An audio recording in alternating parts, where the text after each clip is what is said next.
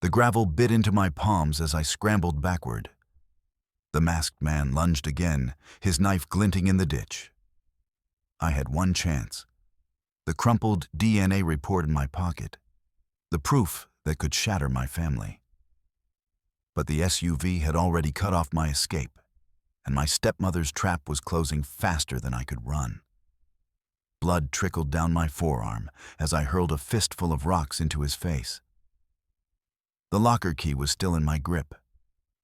If I didn't make it to the community center, the truth would die with me, and my father would never know the monster he trusted. The grease from the morning's bacon lingered in the air, thick and cloying. Leo Miller shoved a stack of soggy cereal boxes deeper into the bin, his knuckles brushing against something stiff and dry. He fished out a crumpled sheet of heavy bond paper. It didn't belong among the yogurt cups and coffee grounds. He smoothed the page against the granite countertop. The clinical black ink of the DNA report stared up at him, stark against the kitchen's soft morning light. His eyes snagged on the percentages, the cold decimals stripping David of his title. Jack, the boy currently shrieking with delight in the nursery upstairs, possessed none of the Miller lineage. A floorboard groaned overhead. Leo's pulse hammered against his collarbone. He folded the document into a tight, jagged square and shoved it into his denim pocket. The sharp corner poked his thigh through the fabric.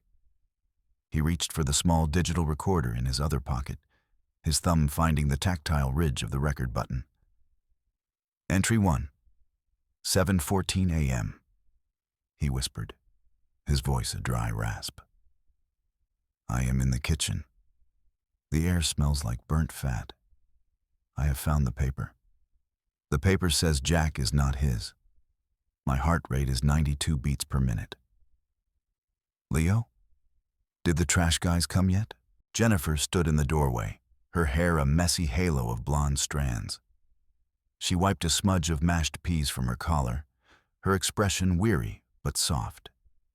She began to hum Happy Birthday, a low, rhythmic vibration that made the hair on Leo's arms stand up.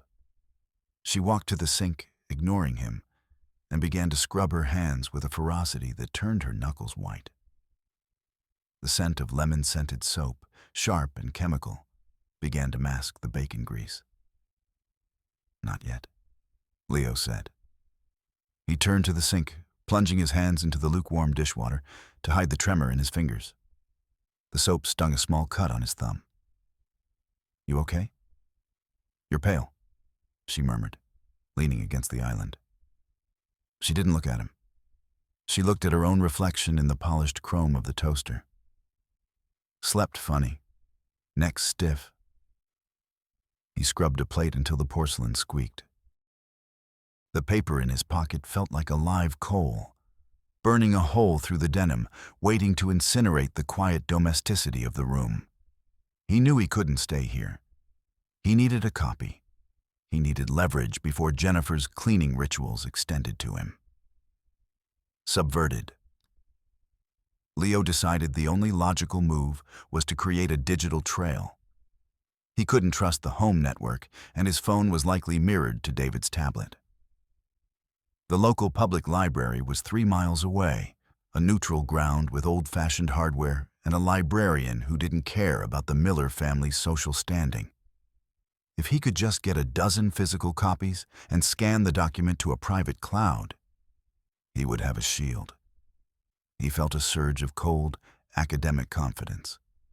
This was a tactical necessity. He grabbed his car keys, his fingers steadying as the plan took shape. He would be back before David even finished his morning coffee. Just going for a drive, he called out, his voice sounding almost normal. Need some air? Jennifer didn't stop humming. She just nodded, her eyes fixed on a microscopic speck of dirt on the marble. Leo climbed into his sedan, the leather seat cold against his back. He pulled out of the driveway, checking his rearview mirror. The suburban streets of Atlanta were quiet, the lawns manicured to a degree that felt aggressive. He reached the library, the air inside smelling of stale dust and recycled oxygen. He fed the document into the copier, the rhythmic chunk whir of the machine sounding like a heartbeat. He clutched the warm pages to his chest. He had it. He was safe. He had the truth in triplicate. The drive back felt like a victory lap. He took the back roads, the ones lined with ancient oaks that dipped their branches toward the asphalt. He checked his watch. 8:45 a.m. He was ahead of schedule. Then he saw the grill. A black SUV, heavy and window-tinted, appeared in his mirror like a ghost. It didn't just follow. It hunted. Leo accelerated, his heart thumping against his ribs. The SUV surged forward, the sound of its engine a low, predatory growl. Impact. The first hit was a jarring jolt that snapped Leo's head back. The sound of metal screaming against metal echoed through the quiet woods. "Entry 2!" Leo gasped into the recorder, his hand shaking so hard he almost dropped it. 8:52 a.m. Black SUV. Georgia plates obscured. "He's hitting me. He's..."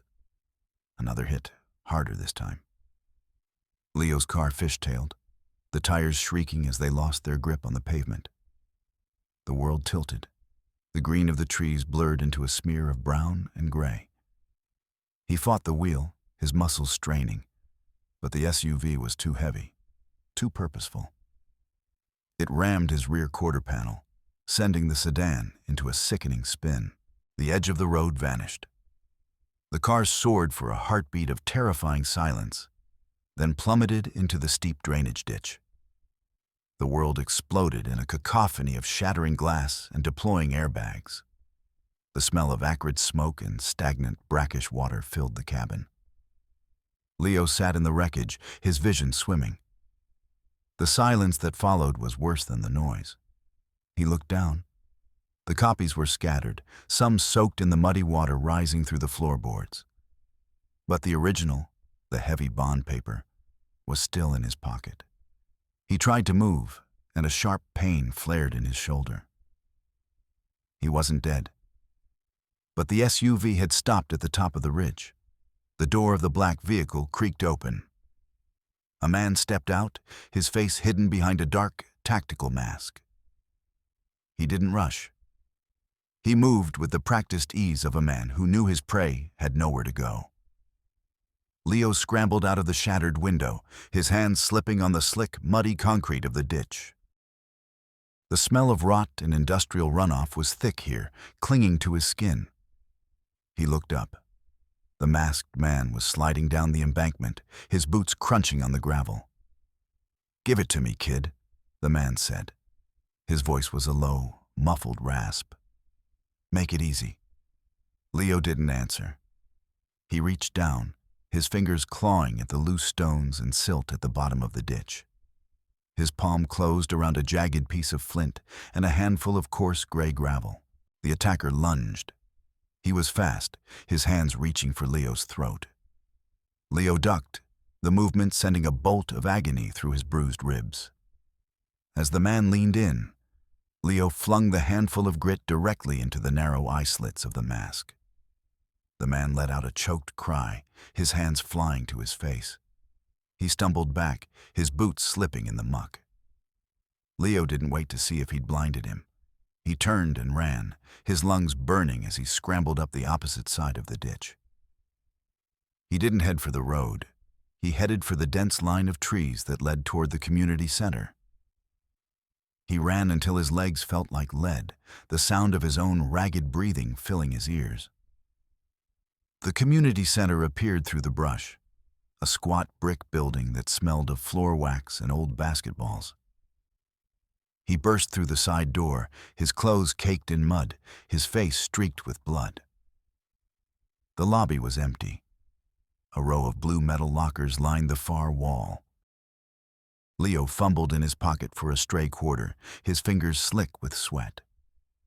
He shoved the DNA report into locker 402, slammed the door, and twisted the dial. He memorized the numbers, 143208, repeating them like a mantra. Entry 3, he whispered, leaning his forehead against the cold metal. 9:15 a.m. The document is secure. Locker 402. I am alive. I am going home to tell my father. The walk back to the mansion took 40 minutes. By the time Leo turned onto his street, the adrenaline had faded, replaced by a cold, hollow dread. 2 police cruisers were parked in the circular driveway, their blue and red lights painting the white columns of the house in rhythmic flashes of emergency. David was standing on the porch, his silver hair windswept, his expensive silk tie crooked. Jennifer stood beside him, clutching a white handkerchief to her eyes.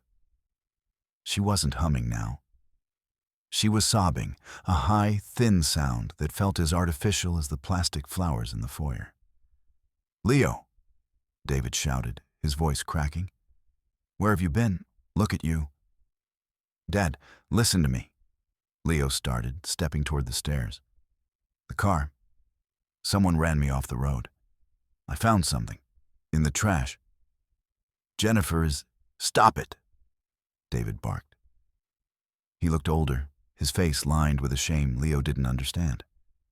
"Just stop the lying, Leo. We know." A police officer stepped out from the front door, holding a small, clear plastic bag. Inside was a dusting of white powder. "We found this under your mattress, son," the officer said, his voice heavy with practiced sympathy. "And the scales. The needles in the vent." Leo froze. The world seemed to tilt again, worse than the car crash. "That's not mine. I've never—" "Dad, she planted it. She's trying to hide the report." Jennifer stepped forward, her hand trembling as she reached out to David. "I told you, David. The paranoia, the erratic driving. He's been spiraling for weeks. I was so scared for the baby. I didn't want to believe it. But when I found him shaking in the kitchen this morning—" "I wasn't shaking," Leo screamed. "I was recording." He reached for his pocket, for the digital device that held his truth. But as his hand closed around the small plastic recorder, he saw the look in his father's eyes. It wasn't anger. It was pity. "The doctors said the delusions would start," David whispered, straightening his tie 3 times in rapid succession. "He said you'd start making up stories to justify the high. Give me the recorder, Leo. No more games." Leo looked at the house, the high ceilings, the lemon-waxed floors, the silent cameras. It wasn't a home anymore. It was a cage, and the bars were made of his father's refusal to see the truth. The next morning, the house felt different. The light didn't seem to reach the corners of Leo's room. David had taken everything: the car keys, the phone, the laptop. He had even taken the digital recorder, though Leo had managed to hide the spare memory card inside the hollowed-out battery compartment of an old alarm clock. "You're staying in this room, Leo," David had said through the door, his voice muffled by the heavy oak. "For your own safety. Until the bed in the facility opens up. I can't have a dealer under the same roof as Jack." Leo sat on the edge of his bed, checking his pulse. 78. Steady. He needed to remain a clinical observer. He walked to the window. Below, on the lawn, he saw a man he didn't recognize. The man was massive, wearing white medical scrubs that looked tight across his shoulders. He wasn't gardening. He was standing perfectly still, staring up at Leo's window. Leo watched as the man began to pick at his cuticles, his fingers turning red. Then, the man looked at the ground and began to move his lips, as if counting. "Entry 5, Leo whispered to the empty room, his habit of narration now his only grip on reality. 10:04 a.m. Subject is approximately 6'2". Shaved head. He is counting the bricks on the patio. He is not a nurse. A soft click echoed in the room. The door opened, and Jennifer stepped in, carrying a tray. On it was a bowl of oatmeal and a tall glass of water. She set it on the nightstand, her movements graceful and slow. She began to hum "Happy Birthday," the sound bouncing off the walls. "You need to eat, sweetheart," she said, her voice like honey. "The chemicals do such nasty things to the appetite. We want you strong for the transition." "Who is the guy outside, Jennifer?" Leo asked, his voice flat. She paused, her hand hovering over the water glass. "That's Silas, a private specialist. Your father wanted the best. Someone to make sure you don't hurt yourself again." "He's a guard," Leo said. Jennifer leaned in, her face inches from his. The smell of her perfume, something floral and expensive, cloyed at his throat. "He's whatever I need him to be, Leo. You should have stayed in the library. You should have let the car crash be the end of it." She straightened up, smoothing her skirt. "Eat your breakfast. It's a long day. As she left, Leo heard the heavy thud of a deadbolt being thrown from the outside. He wasn't just under house arrest. He was a prisoner of war. By noon, the walls of the bedroom started to feel like they were closing in. Leo knew he couldn't wait for the facility. He knew what happened in those places. Heavy sedation, therapeutic isolation, the slow erasure of a person's history. He needed to reach Sarah. His Aunt Sarah in Seattle was the only one who had ever looked at David and called him a fool to his face. He waited until he heard the distant sound of the vacuum cleaner. Jennifer's obsession with purity meant the house was a constant whirlwind of cleaning. He moved to the door and pressed his ear against the wood. Silence. He used a metal nail file he'd hidden under the rug to jiggle the lock. It was a simple tumbler. David was a man of appearances, not security. The bolt slid back with a soft snick. Leo crept into the hallway. The air smelled of lemon wax and bleach. He moved toward the back stairs, his socks silent on the carpet. He reached the kitchen, hoping to find the landline. If he could just get 911 or Sarah, maybe he could force a real investigation. The kitchen was a cathedral of stainless steel. The walk-in fridge hummed with a bone-deep vibration. Leo reached for the wall-mounted phone, his heart racing. He lifted the receiver. Nothing. No dial tone. Just a flat, dead silence. "The lines are cut, Leo." Leo spun around. Silas was standing in the doorway of the pantry. He looked even larger up close, his shaved head gleaming under the fluorescent lights. He was picking at a fresh scab on his thumb, his eyes tracking Leo with a terrifying, blank intensity. 1, 2, 3, 4, Silas muttered, his gaze darting to the ceiling tiles. 16, 17. "I just wanted some water," Leo lied, his voice trembling. "You have water in your room," Silas said. He stepped forward, his boots heavy on the tile. "Back upstairs. Now." "I'm not going back to that room," Leo said, his fingers closing around the handle of a heavy cast-iron skillet sitting on the stove. Silas didn't move like a nurse. He moved like a machine. He lunged, his hand snapping out to grab Leo's arm. Leo swung the skillet. The heavy metal connected with Silas's forearm with a sickening thud. The man didn't scream. He just grunted, his eyes narrowing.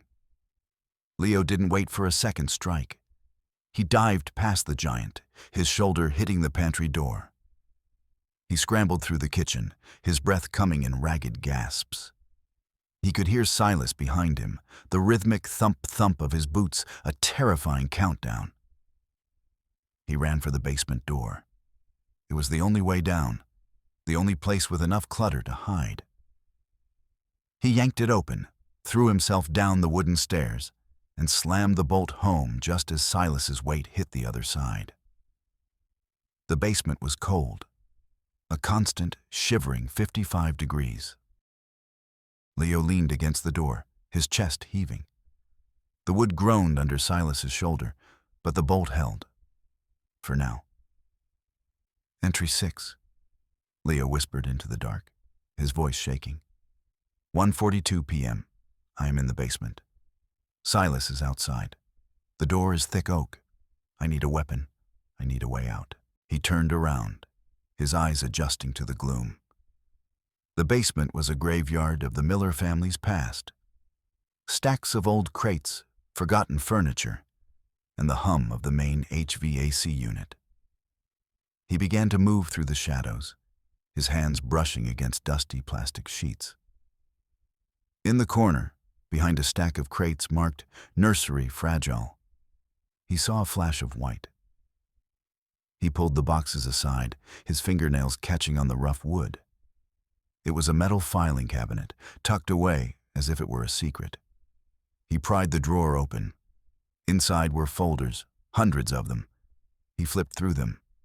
Tax returns 2018, land deeds, medical records. He stopped. A folder labeled "Legacy Project" sat at the very back. He opened it. Inside were printed emails, hundreds of pages of correspondence between Jennifer and a company called Apex Diagnostics. Leo's eyes scanned the text. The percentages must be exact, Jennifer had written. David needs to see a 0% match for Leo and a 99% match for the infant. Ensure the letterhead looks authentic. Leo felt a cold wave of realization wash over him. He looked at the dates. The emails were from 6 months ago, long before he'd found the report in the trash. He turned the page. There was a receipt for a wire transfer of $50,000 to a Dr. Aris Thorne. Leo slumped against the filing cabinet, the cold metal biting into his back. The DNA report he'd found wasn't a mistake. It wasn't a secret he'd stumbled upon. It was a weapon Jennifer had forged to destroy him. She hadn't just cheated. She had manufactured a lie so complete that even the truth looked like a fabrication. She wanted David to believe Jack was his, and that Leo was the interloper. But then he saw the final page. A lab result from a real facility, one with a state seal. Subject, Jack Miller. Biological father, David Miller. Probability of paternity, 99.9%. Leo stared at the paper. The air in the basement felt thin. Jack was David's son. The report he'd found in the trash, the one saying Jack wasn't a Miller, that was the fake. Jennifer had planted the fake report for Leo to find, knowing he would try to use it, knowing he would look like a paranoid addict trying to tear the family apart when the real results were eventually produced. She hadn't just gaslit him. She had turned his own search for the truth into the very rope she would use to hang him. The heavy thud of a sledgehammer hit the basement door. The wood splintered, a jagged crack appearing near the hinge. "Leo!" David's voice boomed from the other side, distorted by rage and grief. "Open this door. I know you're using down there. I can smell the smoke." "Dad, no!" Leo screamed, clutching the folder to his chest. "There is no smoke. She's lying to you. I have the emails." Crack. The top hinge gave way. Silas was behind David, his massive frame a shadow in the hallway. Leo backed away, his heels hitting a storage trunk. He looked around wildly. There was an old laptop sitting on a workbench, its power cord snaking into a dusty outlet. He scrambled toward it, his fingers flying across the keys. It was his old computer, the one David had recycled years ago.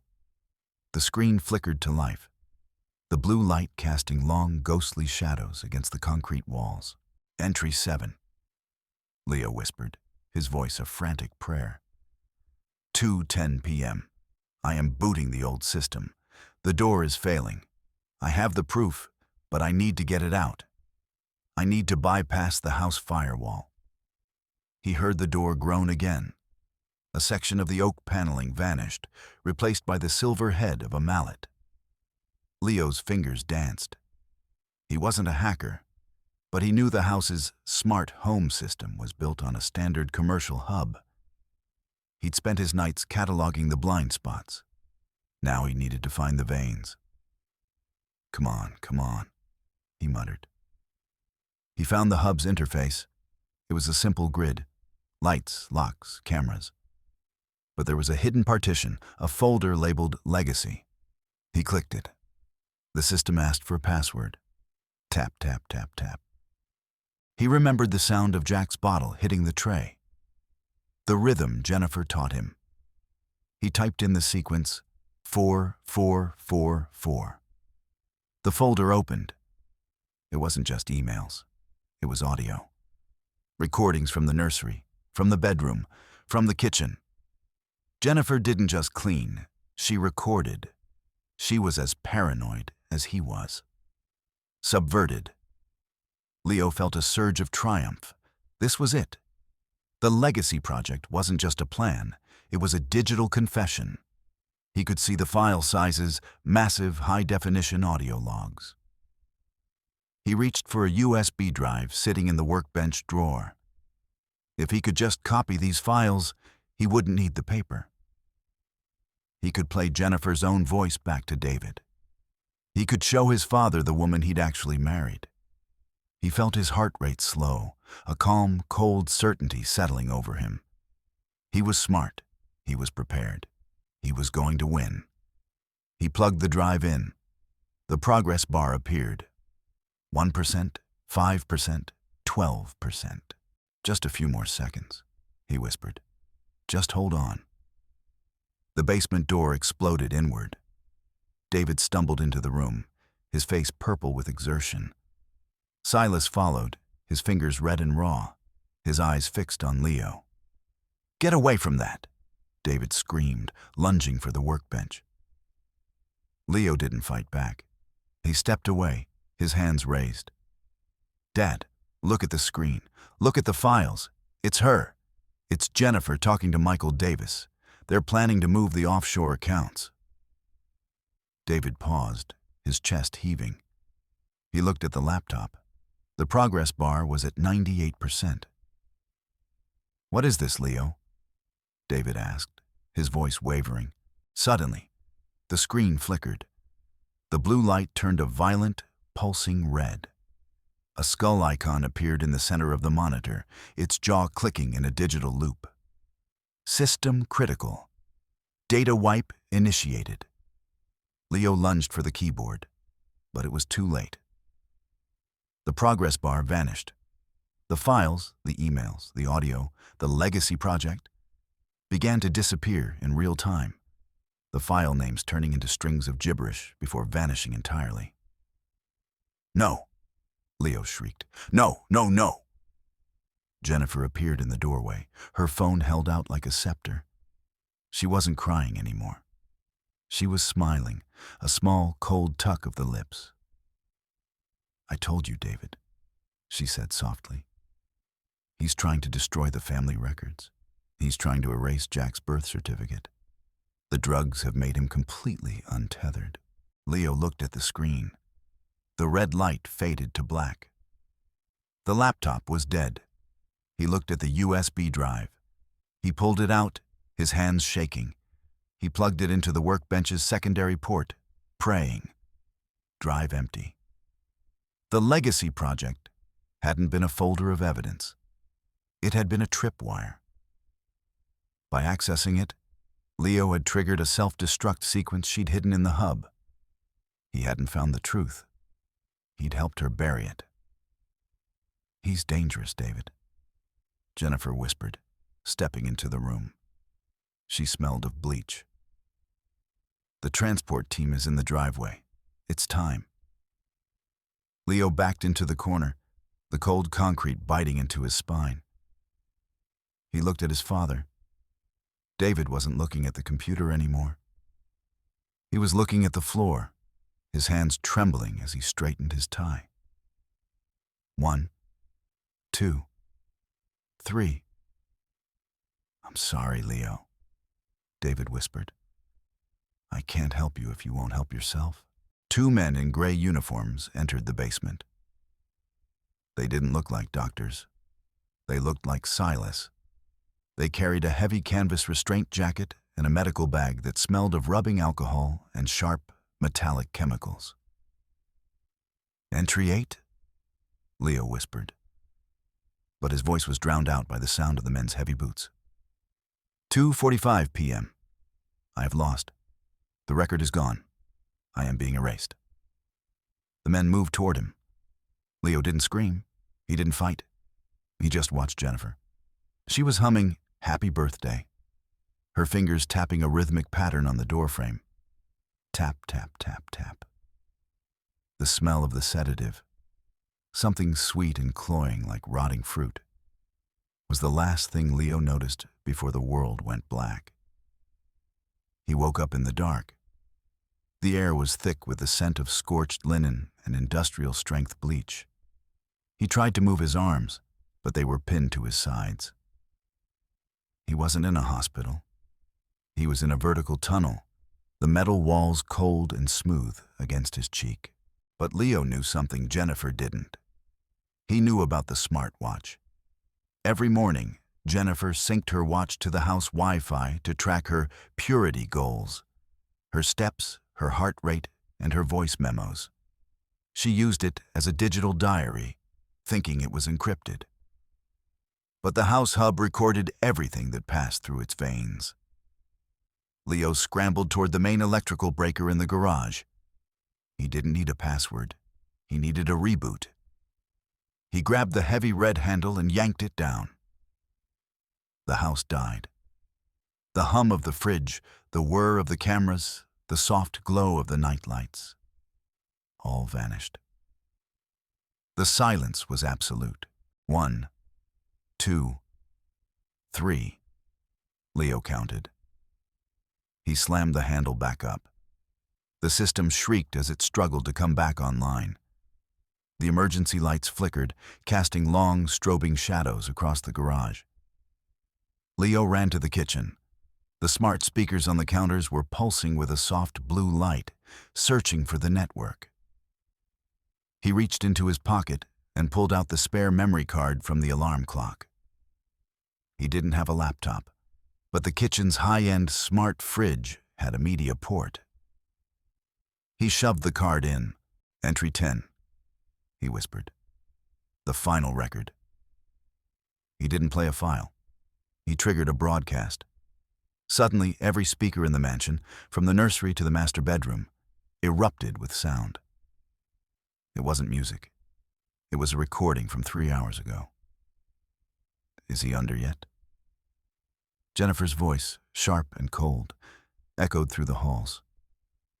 He's out, Silas's voice replied. What about the father? David is a weak man, Silas. He'll believe whatever I tell him as long as I keep the house clean. Once the transfer to Michael's account is complete, we'll move Leo to the permanent ward. David will be too ashamed to ever visit. Leo stood in the center of the kitchen, his heart hammering. He could hear footsteps running overhead. He could hear David's voice, a broken, confused shout. The recording continued. And the baby? Is Michael sure about the paperwork? Jack is David's, Jennifer. That was the beauty of it. We don't need a fake kid. We just need a fake son. David will leave everything to the loyal wife and the miracle baby. Leo is just a ghost we haven't exorcised yet. The kitchen door burst open. David stood there, his face ashen, his eyes wide with a horror that no tie straightening could fix. Jennifer was behind him, her face a mask of frozen fury. She reached for the fridge, her fingers clawing at the screen, but Leo stepped in front of her. The record shows the truth, Dad, Leo said, his voice calm and steady. Mark the time. 4:12 p.m. The lie is over. The police arrived 10 minutes later. They weren't there for Leo this time. Leo watched from the driveway as Silas was led out in handcuffs, his fingers still picking at his bloody cuticles. Jennifer followed, her head held high, her lips moving in a silent, frantic hum. She didn't look at David. She didn't look at the house. She looked at her own hands, as if searching for a stain she could never wash away. David sat on the stone steps, his head in his hands. The Sunday scribe was gone. He looked like a man who had finally realized the grocery list he'd been rewriting was blank. "Leo?" David whispered, reaching out a trembling hand. I didn't know. I wanted it to be perfect." Leo looked at his father. He looked at the mansion, the manicured lawn, the silent cameras. It was a beautiful, sterile tomb. "It was never perfect, Dad," Leo said. "It was just clean." He didn't take the hand. He turned and walked toward the gate, a single bag slung over his shoulder. A week later, the rain in Seattle felt different than the humidity of Atlanta. It was a soft, gray veil that muted the world, turning the streets into a blurred watercolor painting. Leo sat in a small coffee shop, the smell of roasted beans and old books a welcome change from lemon wax. He pulled out a new digital recorder, a professional one, gifted by Aunt Sarah. "Entry 11, he whispered, watching the raindrops race down the window pane. 2:14 p.m. I am in Seattle. The air is cold and damp. My heart rate is 64. I am not a Miller. I am not an addict. I am just Leo." He looked at the small, handwritten note Sarah had given him, the apology audit. He smiled, a genuine, slow curve of his lips. He didn't need to record his truth anymore to prove he was sane. He just needed to live it. He turned off the recorder and put it in his pocket. For the first time in his life, he didn't need to mark the time. He had all the time in the world.